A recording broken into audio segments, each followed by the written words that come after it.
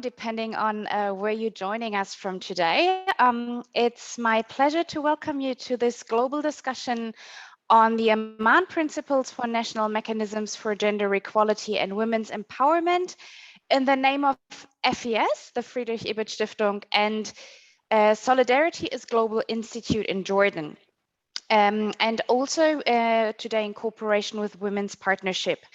My name is Katja Schnellecke and I'm the director of the Friedrich Ebert Stiftung's Regional Political Feminism Program in the Middle East and North Africa.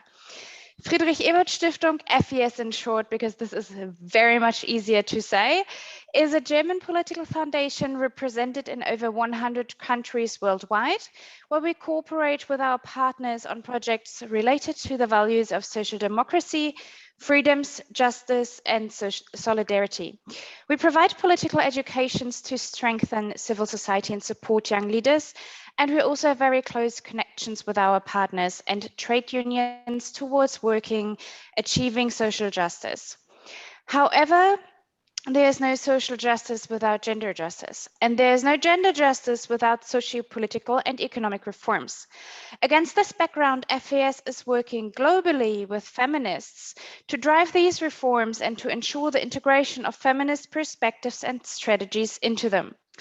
In the MENA region, women have been at the front lines of protests that called for social justice, with their voices have been proven crucial during the different waves of the Arab Spring.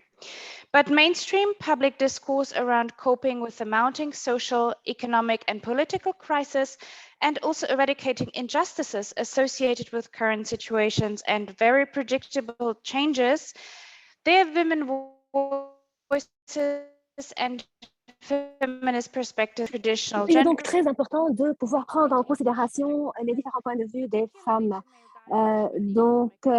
Les femmes ont travaillé à travers la région pour changer la representation and exclusion of women from the political, from the economic, cultural, and also social sphere.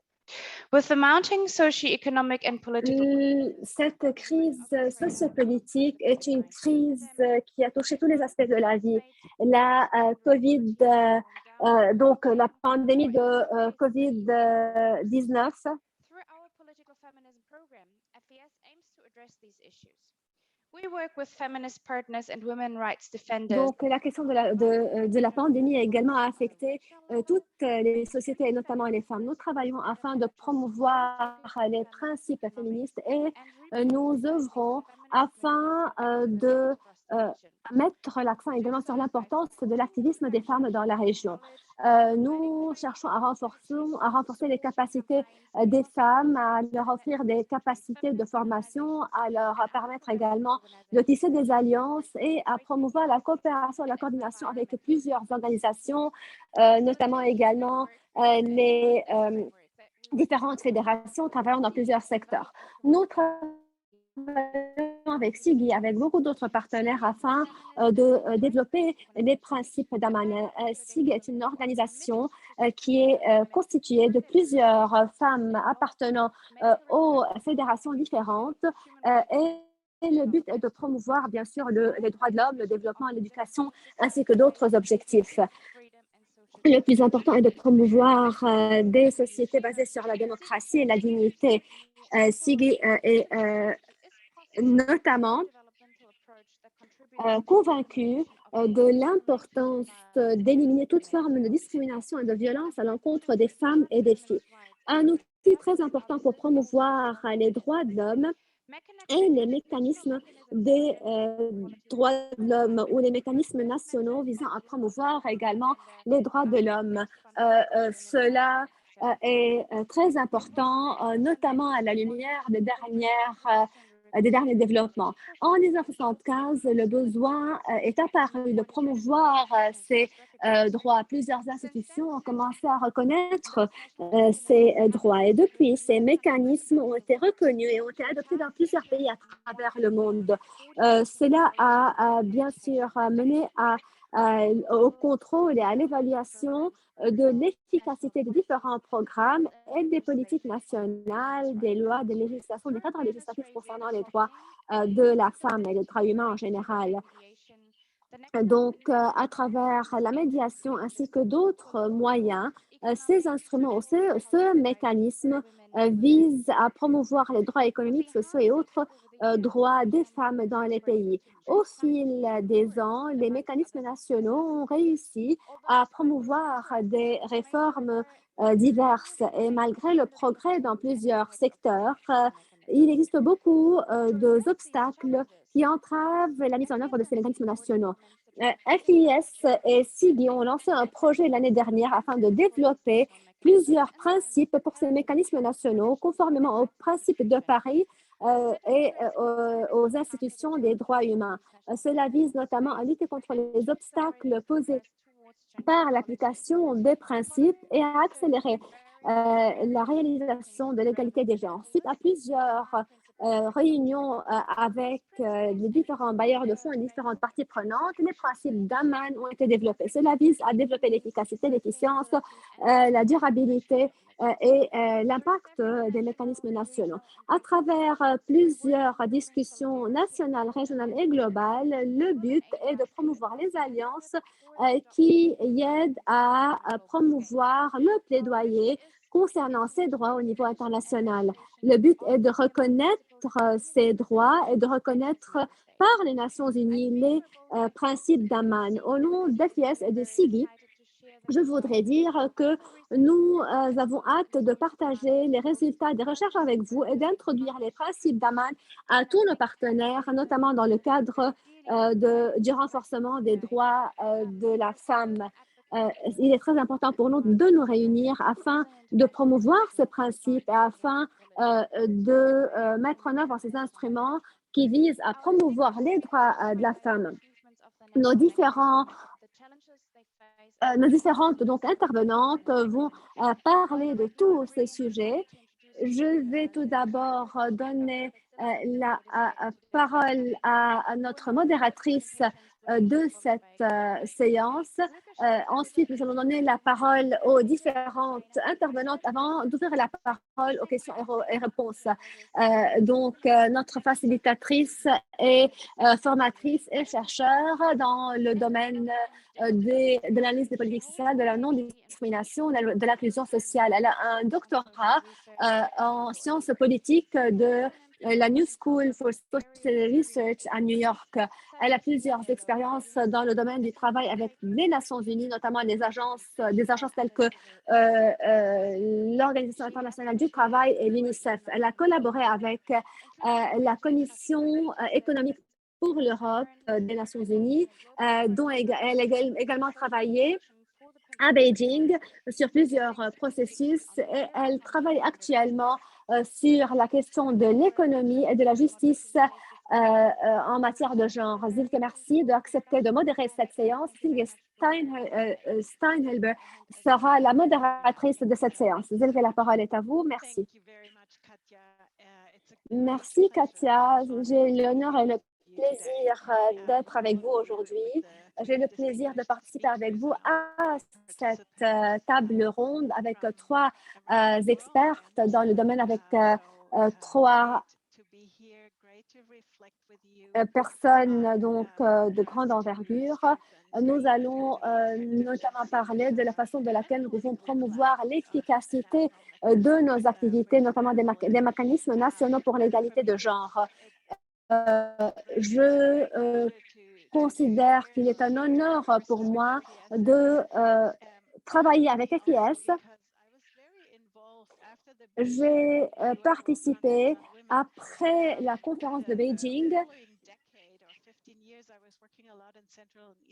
J'ai participé donc au travail dans plusieurs pays européens et les pays donc, qui étaient sous l'Union soviétique, avant la chute de l'Union soviétique. Et nous avons suivi de près également la chute du mur de Berlin. Et j'ai réussi à apprendre beaucoup à propos des défis que l'on peut rencontrer et j'ai appris beaucoup à propos également des façons de surmonter ces obstacles. J'ai l'honneur, donc j'ai le plaisir de réexaminer ce sujet du point de vue actuel et des perspectives différentes, notamment dans la région du Moyen-Orient et de l'Afrique du Nord. J'ai hâte donc de modérer, de faciliter, de modérer donc cette séance et de modérer également la séance des questions-réponses de l'après-midi. Donc après les trois interventions. Avant d'introduire les trois intervenantes de ce jour, permettez-moi de parler de quelques points logistiques. Vous savez, je pense, que ce webinaire est enregistré. Il existe également une interprétation disponible pour les personnes qui parlent l'anglais. Vous devez pouvoir cliquer sur anglais en bas de page, donc sur l'icône du globe terrestre. Vous devez vous assurer que vous avez cliqué la langue de votre choix. Concernant les questions et les réponses, notre but est d'ouvrir la porte au débat après avoir donné la parole aux panélistes. Donc, nous vous demandons de bien vouloir écrire votre question dans la case chat et il sera donc plus facile pour nous de lire votre question, de lire votre nom et de lire votre question. Vous pouvez également, si vous voulez, nous dire que vous voulez poser la question et nous allons tenter de vous donner la parole afin que vous puissiez poser votre question en personne. Sinon, vous pouvez écrire tout simplement votre question dans la case chat et nous allons lire la question ou la traduire ou l'interpréter, donc, si nécessaire. S'il vous plaît, posez toutes les questions, même en français et en portugais, si vous voulez, et si vous êtes donc plus à l'aise avec le français ou le portugais. Donc, j'ai hâte de donner la parole à nos trois panélistes. Je vais tout d'abord présenter brièvement nos collègues. Il y a deux parmi nos panélistes que je n'avais pas rencontrés auparavant, donc j'ai l'honneur de les présenter, de les introduire aujourd'hui et de les rencontrer, sachant que j'avais collaboré avec l'une de ces panélistes. Nous avons trois panélistes et je vais les présenter selon l'ordre de leur prise de parole. Mahnaz Aframi, je vous remercie de vous joindre à nous. Mahnaz est fondatrice et présidente de Women's Learning Partnership qui participe à organiser cette réunion. Elle était également ancienne ministre des Affaires des femmes en Iran. Elle a toujours été pionnière dans le domaine de la lutte pour les droits de la femme. Elle a également participé à la gestion de plusieurs organisations non gouvernementales nationales et internationales qui travaillent sur la promotion du statut des femmes et des droits de la femme. Elle a également été membre de plusieurs conseils administratifs de plusieurs organisations des droits humains et organisations des droits de la femme. J'ai l'honneur de vous donner la parole et de vous demander de partager votre expérience avec nous. Avant de donner la parole à Mahnaz, je voudrais également vous présenter Mervat Rashmawi, qui sera notre deuxième intervenante de cette journée. Elle est chercheure donc et palestinienne dans le domaine des droits humains et elle met l'accent notamment sur la région du Moyen-Orient et de l'Afrique du Nord. Elle travaille sur les droits des femmes et sur la question des femmes, de la paix et de la sécurité. Elle est experte dans le domaine des droits humains et des mécanismes donc relatifs aux droits humains. Elle a déjà publié plusieurs articles à propos des droits de la femme et des droits humains. Nous nous attendons impatiemment donc à entendre votre expérience, Mervat. Notre troisième intervenante, Dr. Ibtissam Al-Atiyat, qui représente SIGI, Solidarity is Global, SIGI, l'organisation qui collabore avec Friedrich Ebert dans l'organisation donc de ce webinaire et qui travaille sur les principes d'Aman. Elle est également experte dans plusieurs domaines. Elle a également publié plusieurs articles sur les droits des femmes en Jordanie et elle a beaucoup donc d'expérience dans la région du Moyen-Orient et de l'Afrique du Nord. Nous avons trois intervenantes très distinguées aujourd'hui avec nous et j'ai hâte de discuter de la façon de laquelle nous pouvons promouvoir les mécanismes nationaux des droits humains, des droits de la femme, comment pouvoir promouvoir les mécanismes des droits humains, les mécanismes nationaux et comment pouvoir engager les différents acteurs, comment pouvoir intégrer les droits des femmes dans ces mécanismes, comment travailler sur la promotion des capacités des femmes, et comment pouvoir également élargir les différentes capacités à travers les principes d'Aman, comment pouvoir transmettre ces mécanismes d'Aman en des mécanismes qui aident à promouvoir les droits de la femme. Je vais donc céder la parole directement à Mahnaz. Mahnaz, est-ce que vous pouvez nous parler un peu à propos de votre point de vue, à propos de la toile de fond historique et des progrès des mécanismes nationaux? Donc, quel est le contexte de ces mécanismes? Nous sommes en train de parler de quoi exactement? Quelles sont ces créatures dont nous sommes en train de parler? Quels sont ces mécanismes des droits de la femme?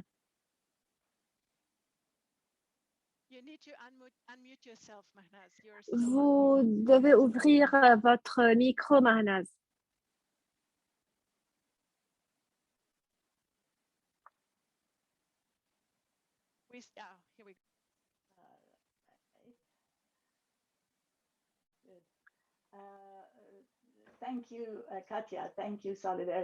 Merci, Katia, merci FIS et merci Siggy pour m'avoir invité à participer à cet événement.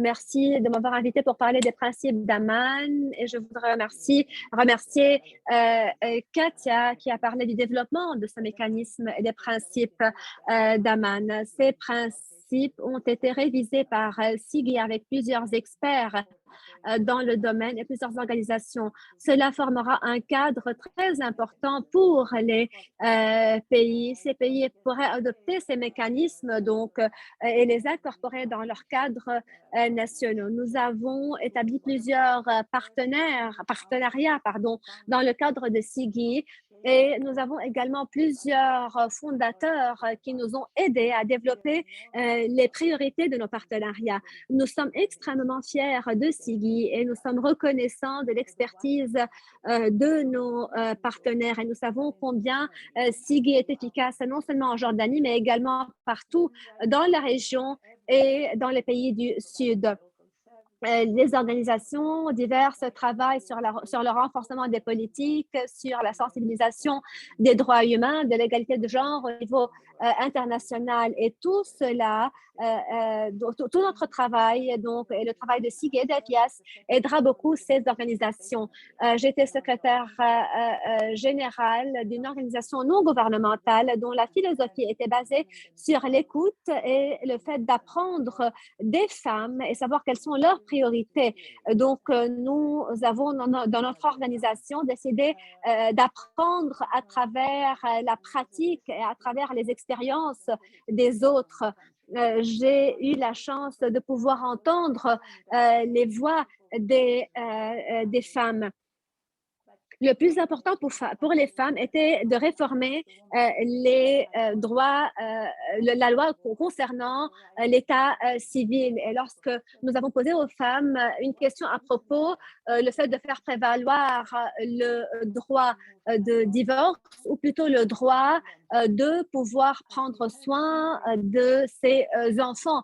Et la réponse était quelle sera l'utilité donc de prendre la garde des enfants si je n'ai pas assez si nous n'avons pas donc en tant que femmes assez d'autonomisation économique. Donc le plus important était de passer de la pratique à la théorie. C'est pourquoi nous avons compris l'importance de renforcer les capacités des femmes. Donc trouver des opportunités d'emploi, aider les femmes dans plusieurs domaines, donner aux femmes leur choix, présenter une aide et des conseils légaux et des conseils juridiques. Tout cela était très important pour toutes les femmes.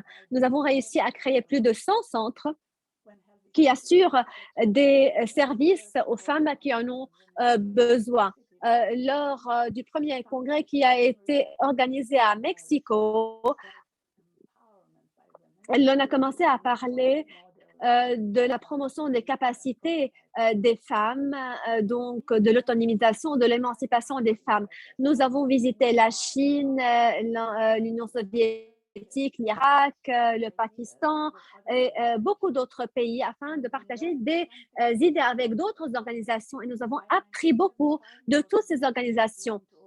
En 1975, l'organisation avait dorénavant plus de 300 branches dans le pays et plus d'1 million de femmes qui participent ou qui ont participé aux activités organisées par notre organisation. Cela nous a aidé à acquérir beaucoup d'expérience et de connaissances.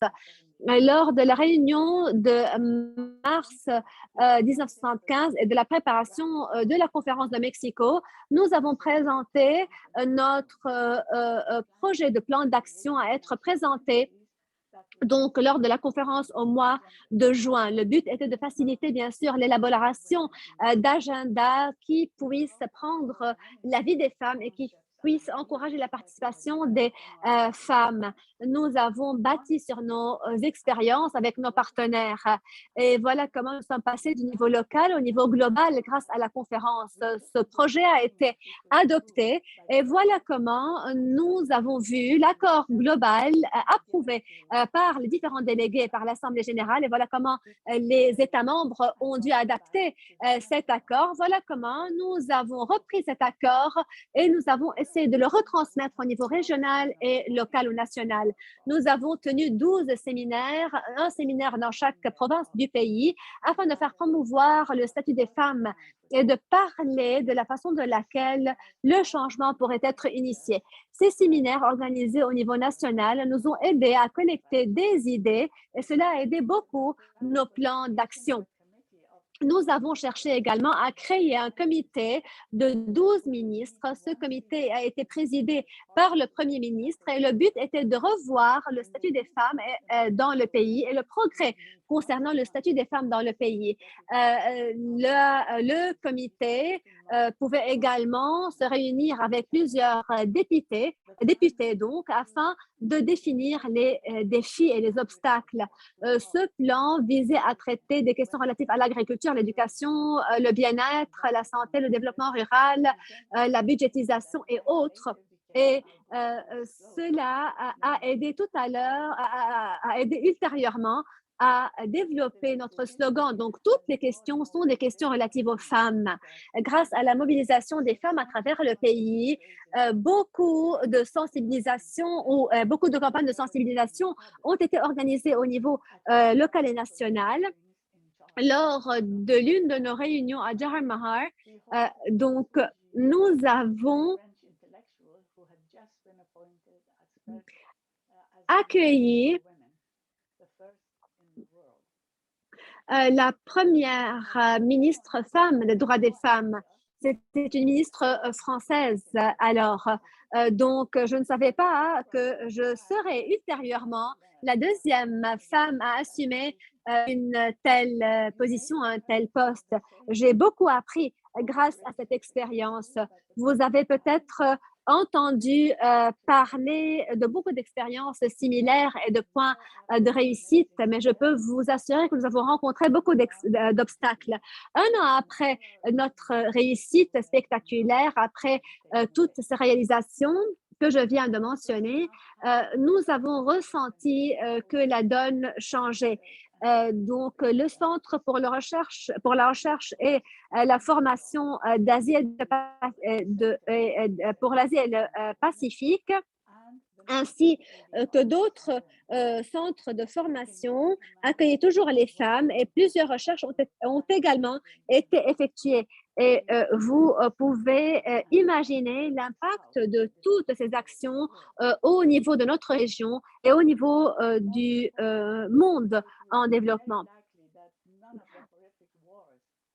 Les différentes guerres et les différentes invasions au Moyen-Orient n'auraient pas eu lieu si nous aurions su bâtir sur les acquis de tous ces travaux. Et nous avons également reconnu l'importance ensuite des différents principes, donc notamment les principes d'Amman. J'ai l'honneur d'être parmi vous aujourd'hui, comme je viens de le dire. Nous savons que le monde fait face à des crises existentielles, à des menaces existentielles et apparemment, pas tout le monde a assez de volonté, à la volonté suffisante de faire face ou de lutter contre tous ces objectifs. Les femmes sont la moitié de la population du monde. Il existe plusieurs ethnicités, plusieurs minorités, plusieurs besoins spéciaux, plusieurs défis.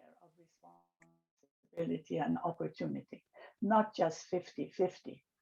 But in effect, need to reach for more than Et nous savons qu'il est très important de pouvoir travailler tous ensemble pour pouvoir donc travailler sur ce chemin. Nous sommes tous pionnières dans ce domaine. Nous pouvons aboutir au monde de paix et d'égalité pour tous, mais il est de notre ressort de travailler sur cela. Notre travail aujourd'hui et tous les jours, dans Sigui notamment, nous aide à parcourir ce chemin. Merci Mahnaz pour ces paroles très émouvantes. Vous avez raison. Si ce n'était de tous ces efforts, nous ne serions pas là. Je suis sûre que beaucoup de pays du monde auraient des situations différentes si nous n'aurions pas travaillé donc, dans ce cadre sur ce chemin. Je voudrais dire aux participants que Mahnaz ne pourra pas rester avec nous jusqu'à la fin de cette séance. Alors, si vous avez des questions spécifiques à Mahnaz, veuillez, s'il vous plaît, écrire votre question dans la case chat pour que nous puissions profiter de sa présence parmi nous. Donc, il serait utile de profiter de sa présence parmi nous. Nous savons que Mahnaz est très pratique. Elle a parlé du fait de passer de l'expérience de la pratique à la théorie, donc de l'expérience pratique à la mechanism as a kind of transmission belt in both directions. As a power sur le plan national. Donc, comment passer de la pratique à la théorie, travailler sur le niveau local.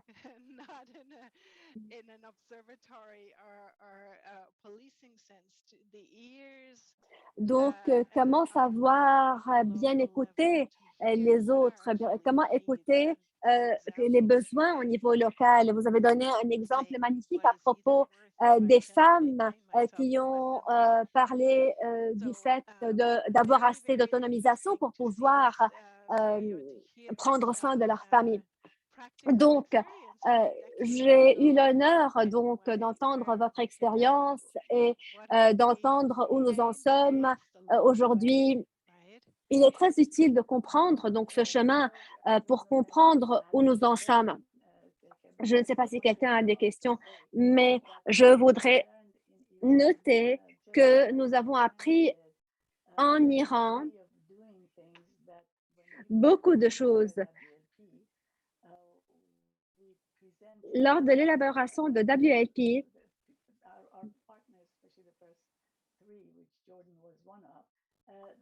nous avons collaboré avec beaucoup de pays, avec beaucoup de partenaires. Et beaucoup de nos partenaires ont vraiment aimé cette idée de passer du local au global, puis au local, du fait de passer de l'expérience pratique à la théorie. Les différentes expériences à travers le monde nous ont aidés à perpétuer nos connaissances. Je suis convaincue que nous pouvons même demander plus qu'une simple égalité à 50-50%. Nous pouvons agir beaucoup plus que cela. Merci, Mahnaz. Alors, je ne sais pas si vous allez pouvoir rester avec nous encore un peu, mais comme aucune question n'est adressée à vous, nous allons passer à la deuxième intervenante. Mirvat Reshmaoui, vous avez effectué beaucoup d'études à propos des mécanismes nationaux dans plusieurs pays. Vous pouvez peut-être nous parler davantage à propos des études ou de l'étude que vous avez menée, de vos conclusions, et qu'en est-il notamment des recommandations? Cela nous aidera beaucoup et cela illuminera notre voie peut-être, ça nous aidera à comprendre les principes d'Amman, les conditions qui devraient être peut-être amendées. Mervat, qu'en est-il de l'étude que vous avez menée, des recommandations? Je voudrais vous remercier de votre invitation.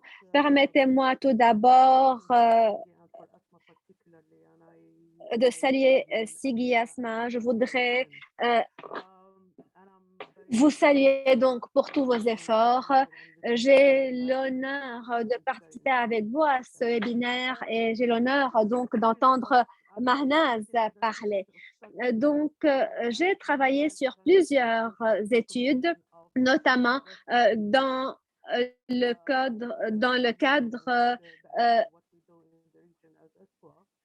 cadre donc des travaux effectués par l'ESCOA dans la région. Nous avons tenté d'examiner des questions, notamment relatives à la résilience, des questions relatives aux mécanismes nationaux.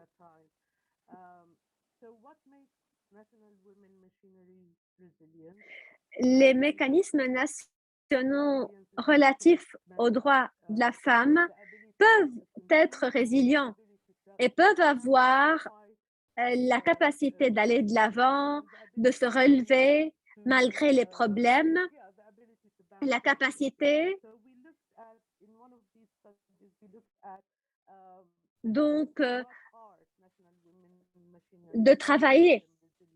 Quels sont ces mécanismes nationaux? Pourquoi ces mécanismes sont résilients? Et qu'en est-il du contexte de conflit dans la région? J'ai réussi également à collaborer avec beaucoup de femmes pionnières, dont Salma Nemes de la Jordanie et avec d'autres femmes de la région. Beaucoup d'autres femmes ont contribué à l'élaboration de cette étude et ont enrichi ces études grâce à leurs idées, à leurs opinions. J'ai examiné plusieurs questions et je travaillais avec une autre collègue, notamment sur cette étude. Nous avons examiné tout d'abord les fondements légaux ou juridiques. Un mécanisme est résilient grâce aux fondations, au cadre juridique et grâce également à sa force, à la force de ce mécanisme. Donc, est-ce que nous parlons notamment d'un mécanisme consultatif ou de consultation ou plutôt actif? Actif dans quel domaine? Donc, qu'en est-il du mandat de ce mécanisme? Dans quel domaine est-ce que ce mécanisme est efficace. Autre chose, quel est le rôle de ce mécanisme national, de cet instrument? Quel est son rôle? Quelle est son efficacité? Ces questions revêtent une importance particulière. Après l'analyse de ces questions, nous avons trouvé que si un mécanisme est structuré de manière interne, bien structuré de manière interne, ce mécanisme peut être résilient, donc structuré en termes de mandat, de rôle, de responsabilité, de fondation ou de fondements légaux. Ce mécanisme peut être résilient si ou pardon, même durant les conflits, même durant les crises, même malgré les désaccords, malgré donc les difficultés économiques, les crises économiques, les crises sanitaires, tout comme la pandémie actuelle. Donc, lorsque les mécanismes relatifs aux femmes sont assez solides, sont assez résilients, ces mécanismes pourraient continuer et continuer à opérer malgré les crises et pourraient même agir positivement ou avoir un impact positif sur les crises et même perdurer après la fin de la crise.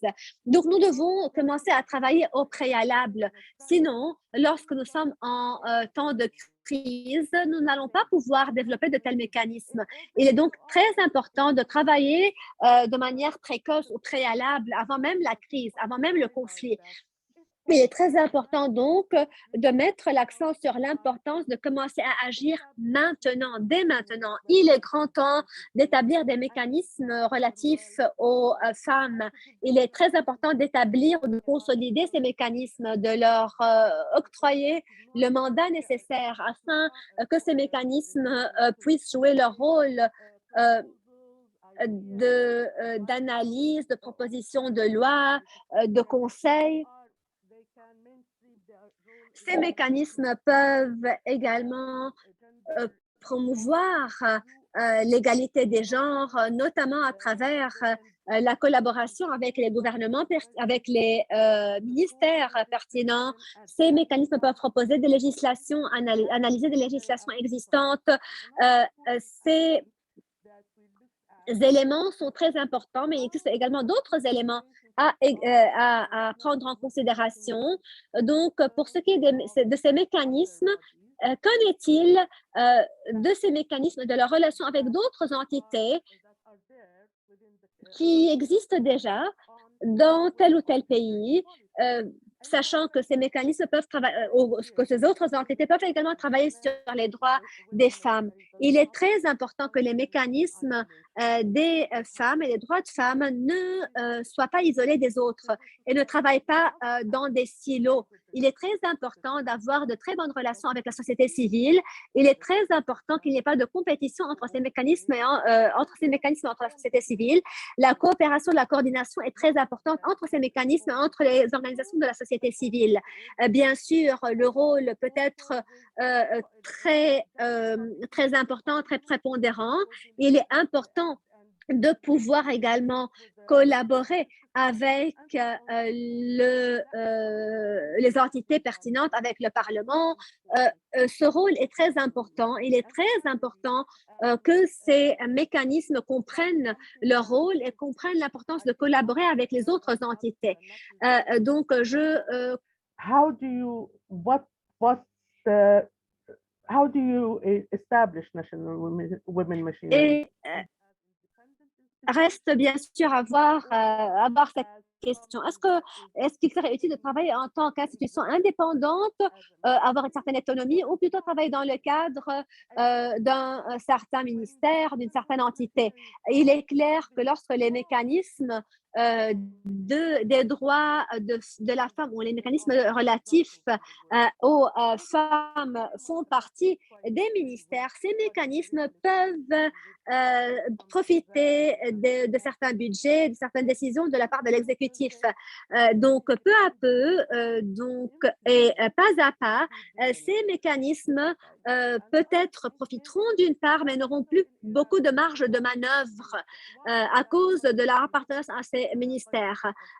Donc, si vous passez en revue les ministères accordés les budgets accordés aux ministères à des femmes dans la région, vous allez voir que le budget ou les budgets alloués aux ministères à des femmes ou dans différentes régions sont très, très limités. Et cela pose vraiment une grande question. Cela pose plusieurs questions. Est-ce que cela réussira à avoir une influence sur d'autres ministères? Est-ce que cela, par exemple, aidera à avoir une certaine influence sur les ministères de la justice, de l'intérieur, tous les autres ministères? Donc, quel est le pouvoir du ministère des droits de la femme ou même du mécanisme national relatif aux femmes? Quelle est leur capacité d'influer les autres ministères? Je ne sais pas si vraiment ces mécanismes ont un tel pouvoir. Il serait donc peut-être utile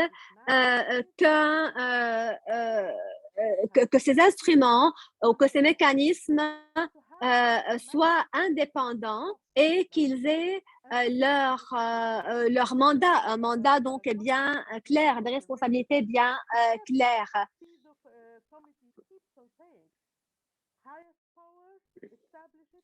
Il est très important donc que ces mécanismes aient leur mandat.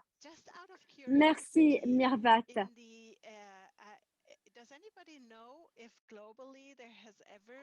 Est-ce que vous savez si sur le plan global, il y a eu des mécanismes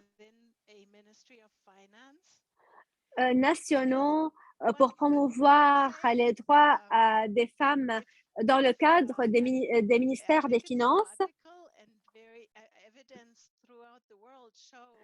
Je pense que les preuves à travers le monde montrent que l'influence est plus grande, plus forte lorsqu'il existe une certaine indépendance ou une certaine marge de manœuvre. Il existe quelques exemples de points focaux au sein de ministères, mais cela n'est pas la même chose, n'est-ce pas? Non, cela n'est pas la même chose, bien sûr.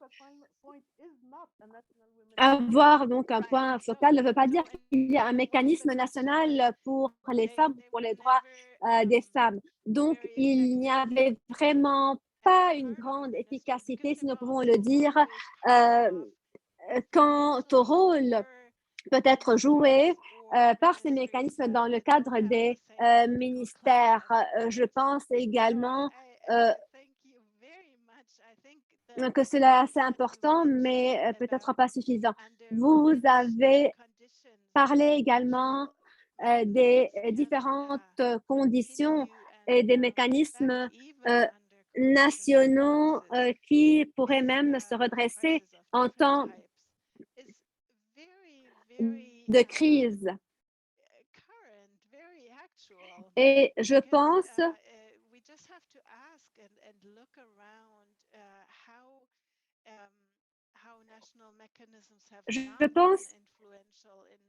que dans certains cas, les mécanismes nationaux n'ont pas été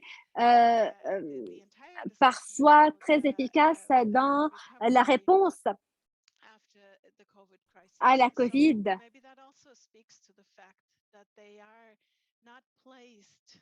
Donc, je pense que ces mécanismes nationaux, parfois, n'ont pas assez de positions influentes.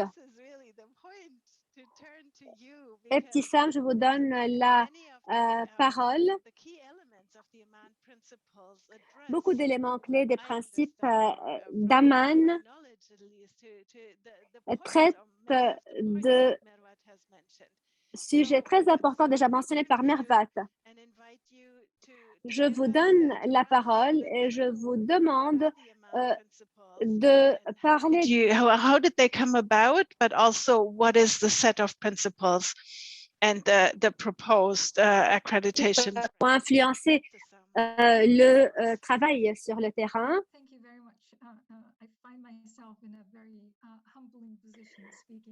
Je vous remercie.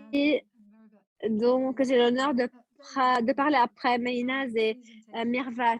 Je vous remercie de ces présentations merveilleuses. Maïnaz et Mirvat ont décrit des circonstances assez importantes et voilà ce qui a vraiment aidé à formuler les principes d'Amman. Ce sont ces circonstances régionales, nationales, régionales et globales qui ont aidé donc à développer les principes d'Amman. Cela nous a aidé à comprendre l'importance d'avoir un tel mécanisme. Nous savons que d'avoir un mécanisme national est une question qui a été discutée depuis la conférence de Mexico. Les différentes conférences des Nations Unies ont également mis l'accent sur l'importance d'avoir des mécanismes nationaux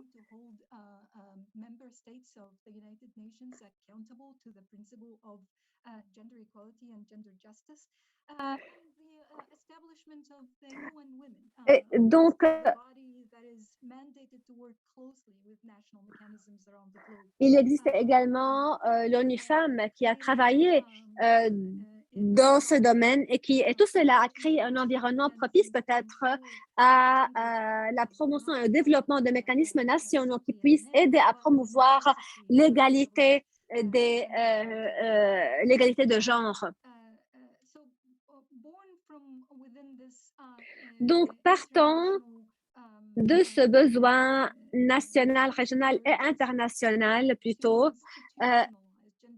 et partant de la nécessité d'institutionnaliser l'égalité de genre et du fait de responsabiliser les gouvernements, nous revenons à la question posée par Siggy Jordani. En se basant sur les recherches de Mirvat, Siggy Jordani a réussi à développer plusieurs principes et nous espérons que ces principes aideront à renforcer l'efficacité des mécanismes nationaux.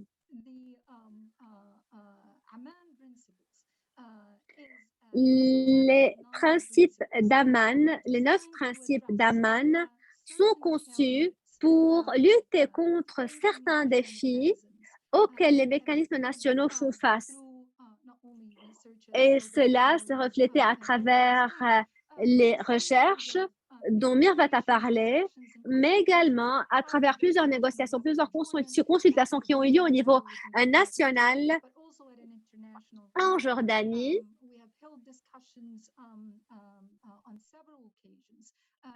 Donc, nous avons tenu plusieurs discussions afin de discuter les principes d'Amman et de discuter également des mesures possibles à prendre afin de promouvoir l'efficacité et l'efficience des mécanismes nationaux à travers le monde. Avant d'introduire les principes d'Amman, je voudrais parler des caractéristiques clés de ces principes. Ces principes sont une initiative développée par les femmes du Sud. Mahnaz avait parlé de l'égalité de genre et que cela est une priorité pour la région. Et cela a toujours été une première priorité dans nos agendas. L'égalité de genre devrait être un objectif, mais les gouvernements devraient également être responsables de la promotion de l'égalité de genre et de la justice en matière de genre dans la région. Les principes d'Amman ont été développés à travers les mêmes méthodes expliquées par Mahnaz, à travers des consultations, l'écoute, apprendre des pairs à travers l'expérience, savoir ce qui est efficace donc pratiquement sur le terrain, promouvoir l'efficacité des mécanismes nationaux. Ces principes ont été développés suite aux recherches également, et Mirvat en avait parlé. Et nous espérons que les principes d'Amman deviennent des principes adoptés par tous les pays de la région. Principles, we would like for those principles to be adapted, is participatory. And this meeting, along with other meetings we have held in Berlin and at the CSW. Cette réunion, ainsi que les autres réunions tenues à Berlin et ailleurs, visent à parler de ces principes, à entendre les différents points de vue, à partager les expériences, à savoir quel est le processus qui pourrait aider à adapter donc tous ces principes au niveau national. Comment est-ce que ces principes peuvent devenir enracinés dans la culture nationale et comment est-ce que les gouvernements à travers le monde, donc, peuvent être responsabilisés quant à ces principes. Quels sont ces principes d'Amman? Tout d'abord, les principes d'Amman mettent l'accent sur l'importance des droits de femmes, des droits de la femme, des droits des femmes en tant que droits humains. Donc, les droits des femmes sont des droits humains. Le mandat également des mécanismes nationaux doit être axé autour de la justice en matière de genre, de l'égalité de genre. Le plus important également est de prendre en considération la complexité et l'enchevêtrement entre les différentes questions relatives aux femmes à travers le monde. Le troisième principe est relatif à l'autonomie institutionnelle. Cela est très important parce qu'à travers cette autonomie, les différents mécanismes pourraient jouer leur rôle et pourraient promouvoir la confiance, notamment avec les autres organisations travaillant dans ce domaine. La relation avec le gouvernement doit être claire. Mais les mécanismes doivent être également autonomes. Cela devrait se faire également au niveau législatif. Il devrait y avoir également des références législatives au mécanisme national afin de garantir l'autonomie de tels mécanismes. Cinquième principe, un mécanisme national devrait adhérer au principe de diversité, d'inclusion et de pluralisme ou de pluralité. Ces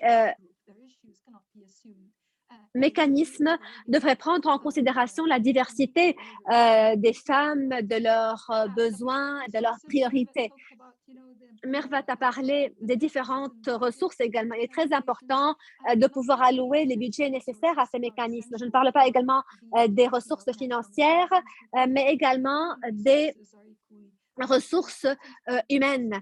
Il est très important de pouvoir avoir des personnes compétentes, bien formées, des personnes dotées de capacités nécessaires afin de pouvoir comprendre la complexité des droits des femmes, des droits humains des femmes. Septième principe, avoir assez des pouvoirs d'investigation ou d'enquête. Oui, c'est une entité indépendante, mais c'est une entité qui est capable d'effectuer des investigations, des enquêtes, de demander des comptes au gouvernement. Il existe également un autre principe qui est relatif à la capacité de ce mécanisme de promouvoir des partenariats avec les différentes entités, avec les entités gouvernementales, non gouvernementales, avec le secteur privé. Le neuvième principe est un principe dont Mervat a parlé, la résilience, notamment en temps de crise. Cette résilience est très importante. Il existe beaucoup de crises politiques, économiques, des cas de violence, des cas de pandémie, de crise sanitaire. Il est très important donc de pouvoir promouvoir la résilience et d'assurer toutes les conditions nécessaires à cela, afin de promouvoir cette résilience. Nous espérons que ces principes seront adoptés par l'ONU Femmes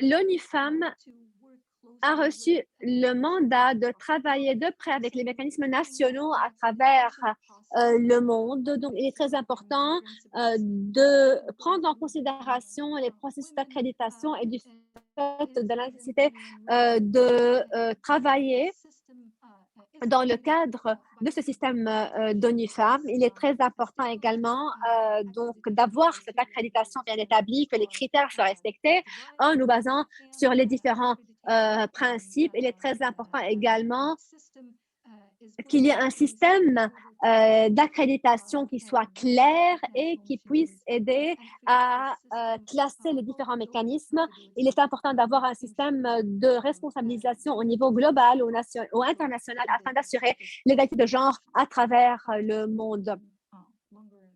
Voilà, je pense que j'ai pris un peu plus de temps qui m'est imparti, mais voilà, merci. Merci, Ebtissam. Je pense que toutes vos interventions sont claires, concises et précises.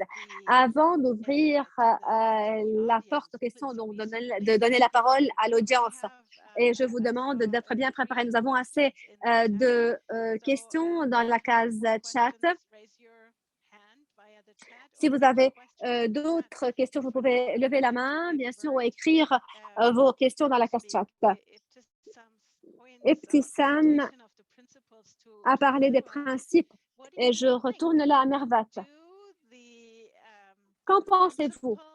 Est-ce que ces principes dont Ebtissam a parlé, est-ce que ces principes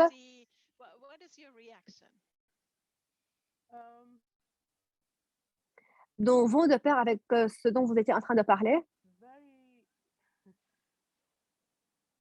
It's very difficult to say other than that this is spot on. This is exactly what it Et donc, tout ce que nous pouvons dire est que c'est complètement droit dans le mille. Je pense, ou plutôt, je suis très contente d'avoir participé à plusieurs des réunions qui ont été organisées. La façon de laquelle ces principes ont été développés aide vraiment à s'attaquer aux questions les plus critiques, aux questions les plus importantes. Et il est très important, à mon avis, de reconnaître que c'est grâce peut-être aux difficultés rencontrées que nous avons réussi à surmonter les obstacles. Et donc, nous ne pouvons qu'avoir des mesures structurées et structurelles, tout comme les principes, afin de pouvoir donc surmonter ces obstacles. Il ne s'agit pas de simples principes. Ces principes sont pour moi des repères pour nous sur lesquels nous pouvons et nous devons nous baser. Sans ces repères, nous n'aurons vraiment pas de mécanisme d'égalité de genre.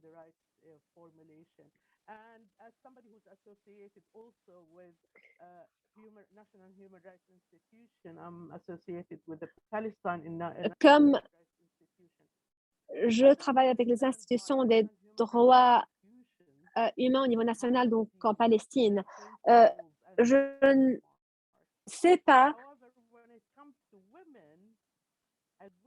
pour ce qui est des femmes et des droits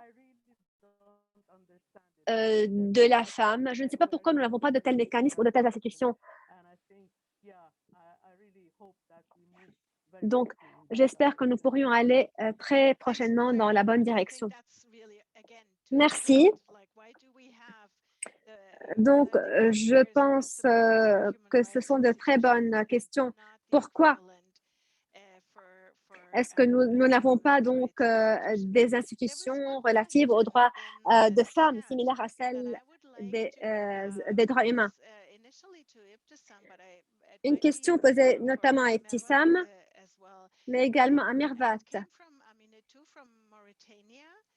Aminetou de Mauritanie posing it adequately, let me know and then come in. But she was pointing to the question of resources. Elle avait posé une question à propos des ressources et des pays dans lesquels les ressources sont assez rares. Ebtissam a parlé de ressources qui ne sont pas uniquement des ressources financières, mais si nous parlons de pays qui ont plusieurs difficultés. Donc, comment pouvoir promouvoir ces droits et ces mécanismes à la lumière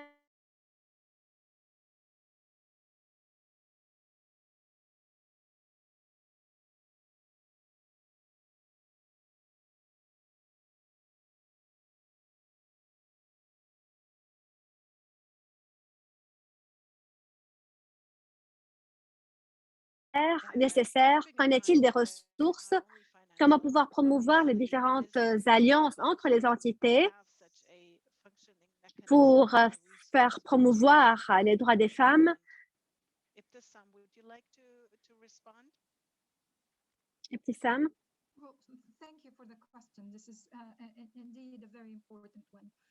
Je vous remercie de votre question. L'esprit des principes d'Amman est un esprit plutôt féministe. Comparé au principe de Paris, je peux vous dire qu'il existe une essence plutôt mystique à ces principes d'Amman. Quand les femmes travaillent sur un projet, elles le font d'un point de vue éthique et qui, bien sûr, reflète l'esprit relatif, cet esprit féministe. Il ne s'agit pas d'un processus rigide, mais plutôt d'avoir une communauté de mécanismes nationaux au niveau global. Et c'est cette communauté qui peut partager les expériences, les difficultés, les réussites, les meilleures leçons, et cela aide à mettre l'accent sur le fait que les femmes dans la région ont appris à profiter des ressources disponibles, à être innovantes. Nous pouvons ensemble surmonter les difficultés. Nous pouvons donc nous soutenir les uns les autres. Et cela s'inscrit dans le cadre de la mission même de SIGI. Donc, voilà l'une des façons desquelles nous pouvons donc travailler sur cette question de ressources. Donc, partager les ressources, apprendre des leçons différentes, donc l'entraide. Voilà des formes de ressources que nous pouvons partager. Si nous pouvons demander des comptes au gouvernement, à travers les lois, à travers peut-être le fait d'enraciner les principes des droits de la femme dans le cadre des constitutions nationales. C'est voilà comment nous pourrions demander des comptes au gouvernement et voilà comment nous pouvons obliger les gouvernements à nous rendre des comptes ou à adopter nos méthodes, nos principes, puisque ces principes sont dorénavant inclus dans les lois. Les budgets nationaux également devraient inclure des ressources financières qui soient allouées à ces mécanismes. De mon point de vue, voilà les quelques idées qui pourraient aider à combler cette faille en termes de ressources. Mervat? Concernant la question de ressources économiques, je pense que cela nous renvoie aux mécanismes nationaux, aux mécanismes nationaux même.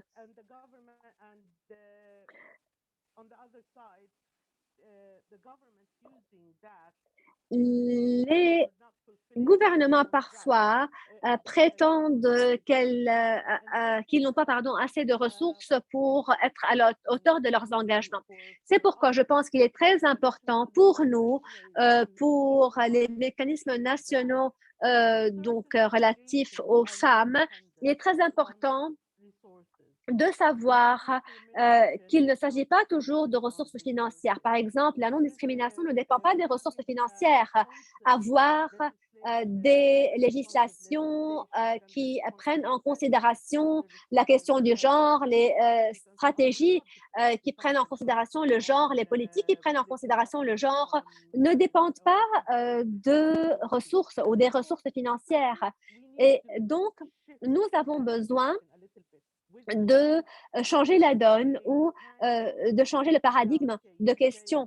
D'accord, vous n'avez pas assez de ressources financières, mais malgré l'absence de ressources financières, nous pouvons faire quelque chose. Comment est-ce que vous êtes en train d'utiliser ces ressources? Comment est-ce que ces ressources peuvent être employées d'une manière plus utile afin d'inclure la question du genre dans toutes les activités? Il existe plusieurs types de ressources. Il existe beaucoup de manières efficaces pour mettre à profit ces ressources. Une autre question. Oui, les mécanismes relatifs aux femmes n'ont pas assez de budget, bien sûr, mais il est très important de pouvoir penser à des stratégies. Quelles sont les priorités?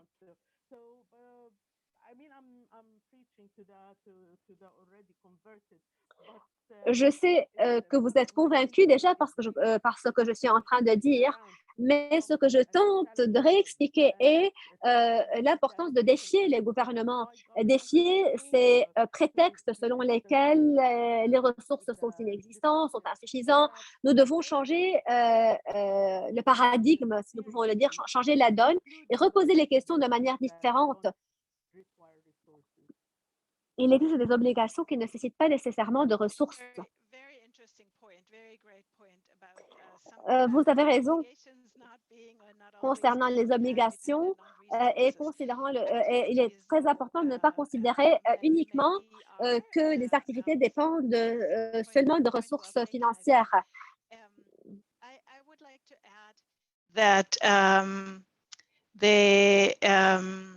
That it's also a question of international solidarity and resources, international resources.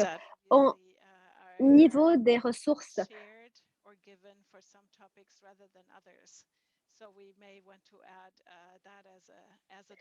il est important de prendre cette dimension en considération.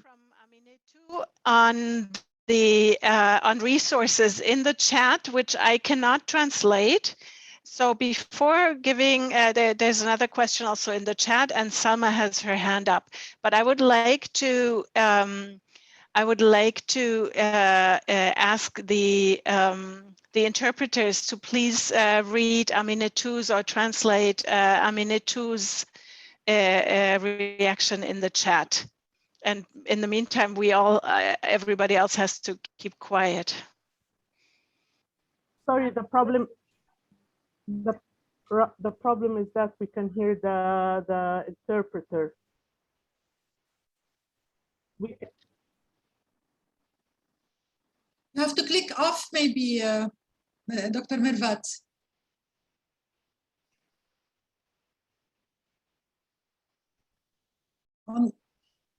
On the globe, you have to click off.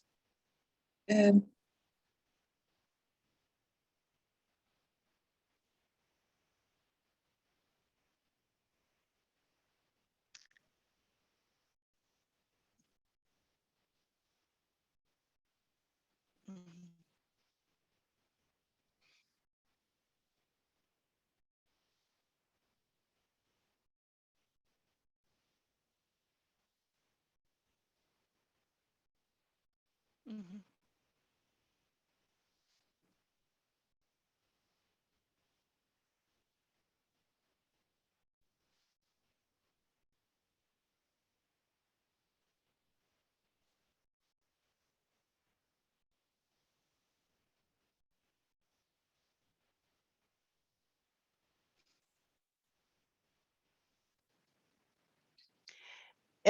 Salma, is your question also connected to this directly, so we can include you in the... Salma, est-ce que votre question est relative à ce commentaire? Donc, je n'avais pas de question, mais plutôt un commentaire à propos des ressources financières. Donc, partant de notre expérience en Jordanie, je voudrais vous parler de quelques détails. Si nous avons des principes et si ces principes font ou sont accompagnés de critères dont notamment le gouvernement devrait allouer des ressources financières aux mécanismes nationaux. Donc, si cela est une condition pour pouvoir recevoir des dons, je ne sais pas combien cela va réussir. Nous savons que beaucoup de gouvernements sont en train de recevoir dans le cadre de ministères différents, le ministère des Finances, de planification, de développement. Donc, tous ces ministères sont en train de recevoir des dons pour les questions relatives au genre.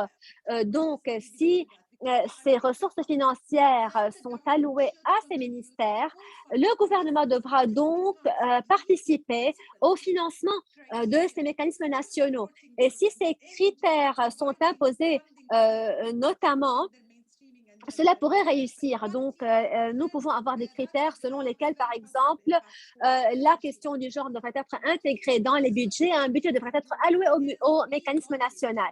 En Jordanie, nous avons effectué un plaidoyer auprès des différents bailleurs de fonds afin d'imposer ces critères, de demander au gouvernement, vous êtes en train de dire, nous sommes engagés dans le domaine de l'égalité de genre. Parfait. Alors, vous devez montrer cela. Vous devez pouvoir financer les mécanismes nationaux. Et nous avons reçu nos financements nationaux. Bien sûr, les budgets qui nous ont été alloués en 2016 ne sont peut-être pas suffisants parce que nous avons dorénavant beaucoup d'autres responsabilités. Mais cela est très important. Les mécanismes nationaux ont besoin de ressources financières. Le financement relatif au programme peut venir de la part des bailleurs de fonds, mais il devrait y avoir également d'autres genres de fonds alloués de la part des gouvernements, des ministères pertinents. Donc, il est très important de savoir comment concevoir les différents mandats. Le cofinancement est important et la question du financement devrait être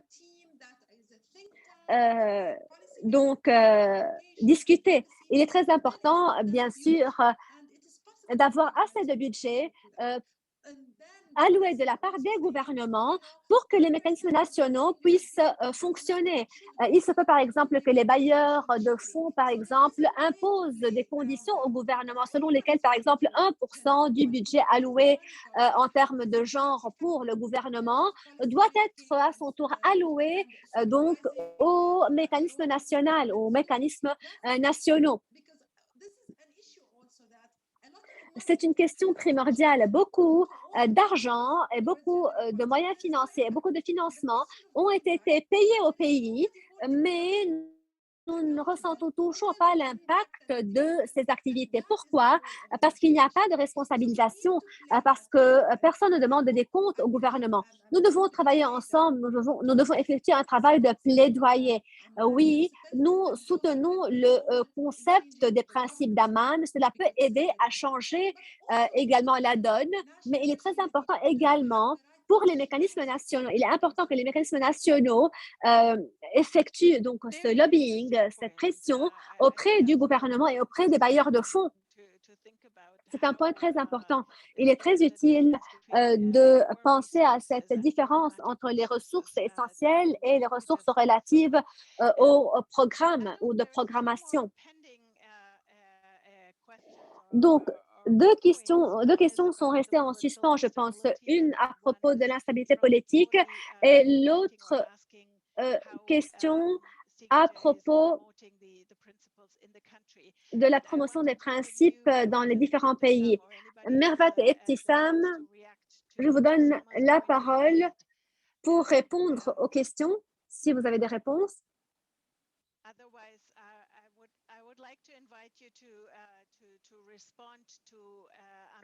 Donc, sinon, je vous demande de répondre à Aminetou à propos de l'instabilité politique, donc les ressources humaines et financières, notamment au niveau des pays où il y a une instabilité politique qui affecte les acquis. Donc, Mirvat, en vous basant sur vos recherches, est-ce que vous pouvez répondre à cette question? Donc, très brièvement, je pense que ce que Salma vient de dire est très important. Le problème est que l'on pense qu'il y a des financements dans toutes les directions, mais il existe certains pays, tels que la Mauritanie peut-être, où les financements sont très, très limités. C'est pourquoi, dans ce cas, le gouvernement devrait pouvoir allouer assez de fonds pour promouvoir l'égalité des genres, mais lorsqu'il n'y a pas assez de budget et lorsque la priorité n'est pas accordée par le gouvernement à la question de genre, malheureusement, voilà où le défi réside. Comment pouvoir changer la donne, considérer l'égalité de genre, non pas une question relative à seulement donc la loi ou le cadre légal, mais également une question de lobbying. Donc, il est très important d'effectuer ce travail de plaidoyer, de pression, ces pressions. Il est très important de pouvoir établir ce lien entre l'obligation de non-discrimination et l'égalité. Et voilà ce qui va peut-être attirer davantage de fonds. Et voilà comment l'État sera encouragé à investir davantage.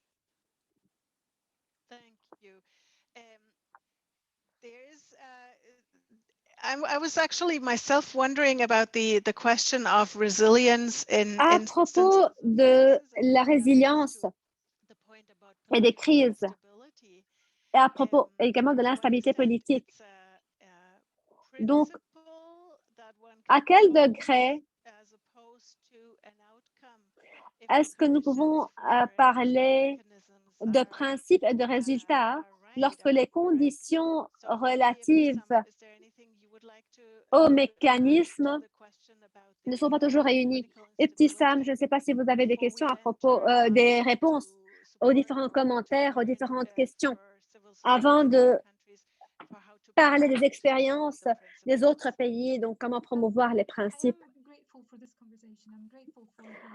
Je suis très reconnaissante de cette chance qui nous est donnée d'échanger ces expériences. Je pense que nous revenons ici à deux principes. Le principe de ressources suffisantes et le 9e principe qui est relatif à la résilience en temps de crise.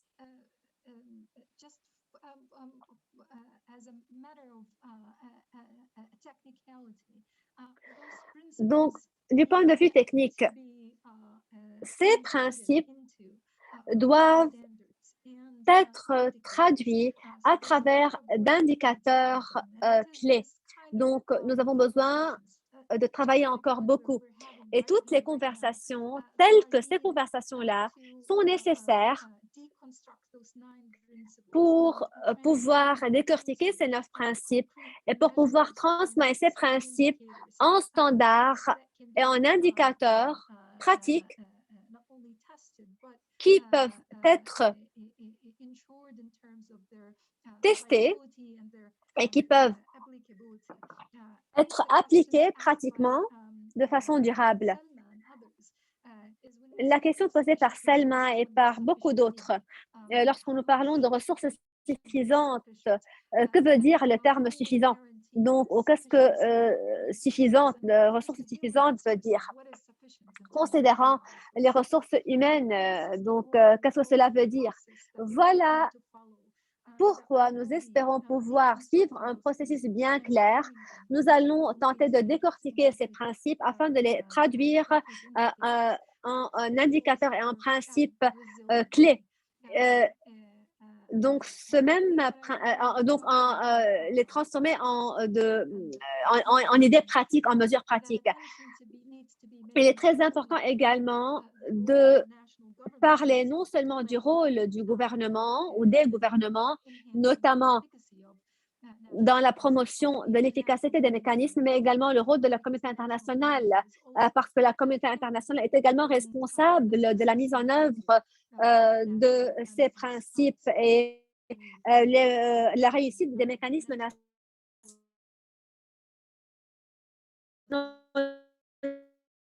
dépend grandement de la communauté.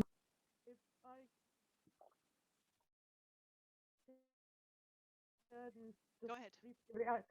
Briefly react to the issue of resilience. I tend to agree Je with suis d'accord avec vous. La résilience est plutôt un résultat qu'un principe. Je pense qu'il est important de mettre l'accent sur la résilience et l'importance de la résilience des mécanismes nationaux. Mais lorsque tous les autres principes sont réalisés et sont achevés, voilà comment la résilience sera achevée. Je suis d'accord. Donc, cela n'est pas un principe, mais plutôt un résultat des autres principes. C'est un genre de parasol ou parapluie pour tous les autres principes.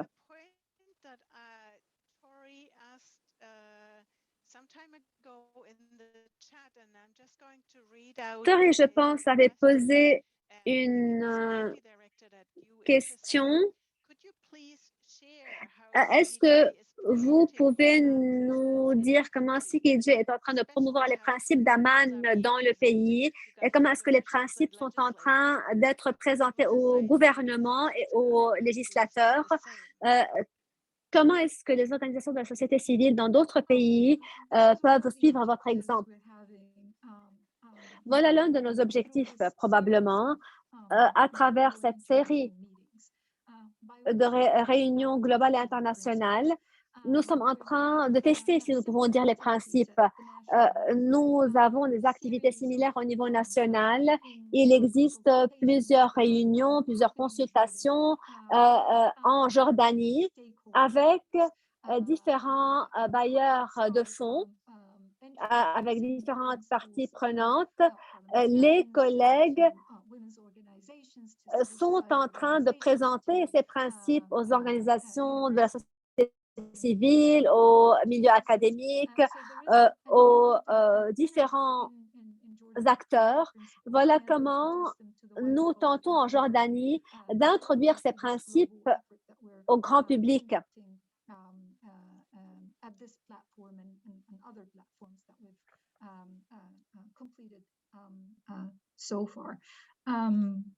Is there anything you can say about the resonance? What is how do they? Vous avez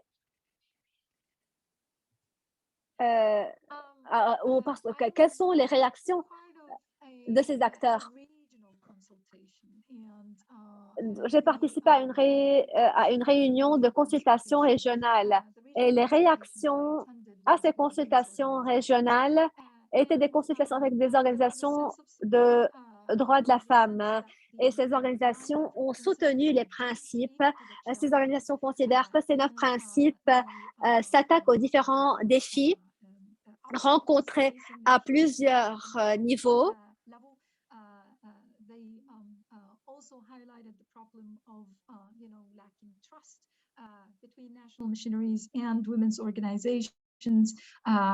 Donc, il existe bien sûr un manque de confiance dans le gouvernement.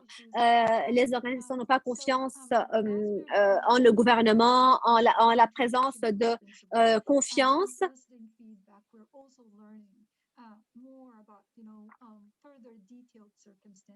Il est très important donc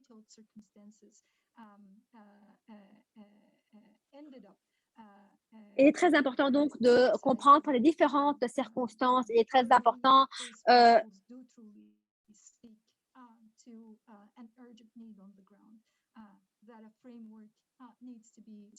de pouvoir développer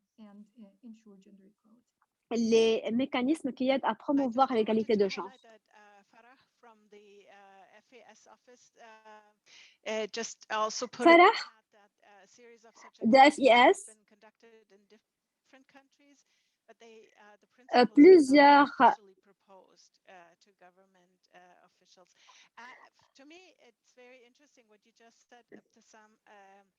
donc, Farah a parlé des différentes activités au niveau national qui sont entreprises dans plusieurs pays, mais cela n'a pas été proposé officiellement au gouvernement, donc aux représentants des gouvernements. Voilà était le commentaire de Farah. Donc, bien sûr, il s'agit là d'un processus participatif et cela fait partie de l'action féministe. Il est très important d'avoir assez d'échanges avec les officiels, les parties prenantes, avec les mécanismes déjà existants et cela fait partie du développement.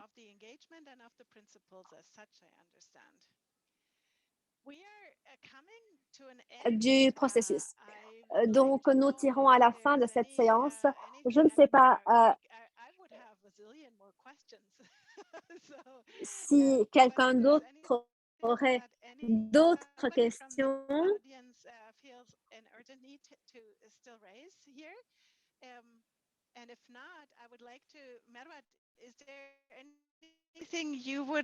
Sinon, Mervat, est-ce que vous avez des mots de clôture?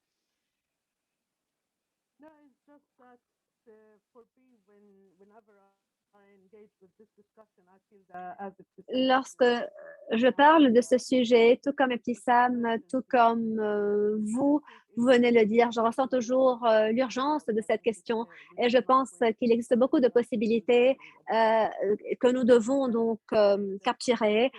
Nous devons saisir les différentes opportunités et commencer par travailler nous-mêmes. Chacun d'entre nous a son cercle et nous pouvons commencer par travailler au niveau local, peut-être dans notre cercle avant de passer à d'autres niveaux. Merci, vous avez raison. Ebtissam, votre mot de clôture. Nous espérons que vous allez nous envoyer vos commentaires, vos réactions. Donc, suite à ce que vous venez d'entendre, cela nous aidera beaucoup. Les principes d'Amman pourraient être donc adaptés, bien sûr, à vos commentaires, à vos réactions. Cela nous aidera à aller de l'avant. Un dernier commentaire à propos de la résilience. Je voudrais répéter, cela est un principe en temps de crise. En temps de crise, les systèmes sont en faillite et c'est pourquoi il est nécessaire de faire face aux crises.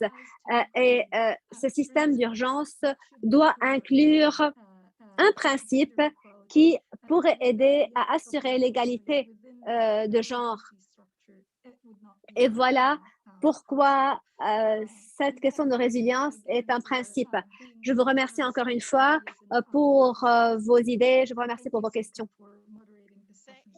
Et merci Silke pour avoir modéré cette séance. Merci.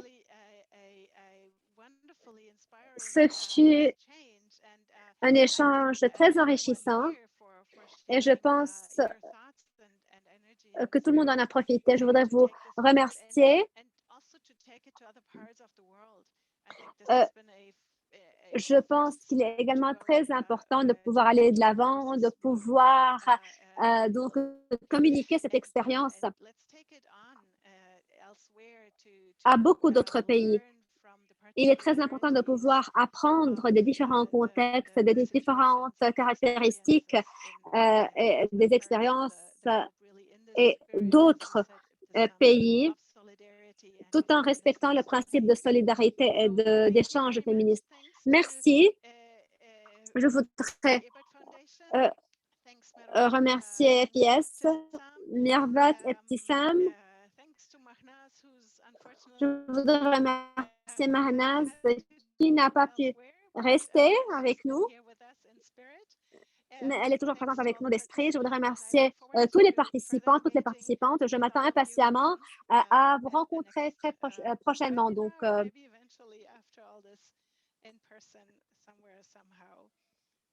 j'espère pouvoir vous rencontrer également en face à face après tous ces webinaires. Merci.